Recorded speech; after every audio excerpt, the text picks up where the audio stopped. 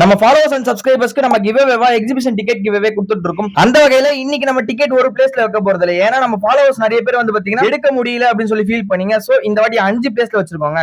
அதுல ஃபர்ஸ்டா நம்ம அன்னார்ச்ல தாங்க வச்சிருக்கோம். அன்னார்ச்ல எங்க வச்சிருக்கோம் அப்படின்னு பாத்தீங்கன்னா நம்ம ட்ரெண்ட்ஸ் போற வழியிலேயே வந்து பாத்தீங்கன்னா இந்த அன்னார்ச்சுக்கு பின் பக்கமா வச்சிருக்கோம். பார்த்தாலே தெரியும், நான் கரெக்டா லொகேஷன் காமிச்சிருக்கேன். சோ இந்த இடத்துல தான் இந்த டிக்கெட்டை வச்சிருக்கேன். உங்கள யார் எடுக்கிறீங்களோ எடுத்துட்டு எனக்கு ஒரு பிக்கோட டிஎம் பண்ணிடுங்க.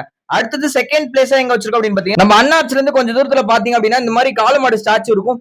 அதுக்கு பக்கத்திலே வெளியிலேயே வச்சிருக்கேங்க. இந்த செகண்ட் பிளேஸா இந்த இடத்துல வச்சிருக்கேன். நீங்க யார் எடுக்கிறீங்களோ எடுத்துட்டு எனக்கு டிஎம் பண்ணிடுங்க. அதே மாதிரி எல்லாத்தையும் ஒரே பர்சன் எடுக்காம இருக்கணும் அப்படின்றது என்னோட கைண்ட் ரிக்வஸ்ட். சோ அடுத்தபடியா நான் எங்க வச்சிருக்கேன் அப்படின்னு பாத்தீங்கன்னா நம்ம ரவுண்டானால தாங்க வச்சிருக்கேன். ரவுண்டானாக்குள்ள போய் பாத்தீங்க அப்படின்னா இந்த டிக்கெட்ஸ் இருக்கும். எல்லாத்துலயுமே டிக்கெட்ஸ் பறந்துடக்கூடாது அப்படின்றதுக்காக கல் வச்சுதான் வச்சிருக்கேன். நெக்ஸ்ட் ஃபோர்த் பிளேஸ் எங்க இருக்கு அப்படின்னு பாத்தீங்கன்னா ஐ லவ் திருவண்ணாமலை அப்படின்ற இந்த சைனேஜ் போர்டு கிட்ட தாங்க இருக்கு. அதாவது நம்ம ரயில்வே ஸ்டேஷன்ல இருக்க இந்த சைனேஜ் போர்டுல இந்த ஆர்ட் பக்கத்துல வச்சிருக்கேன்.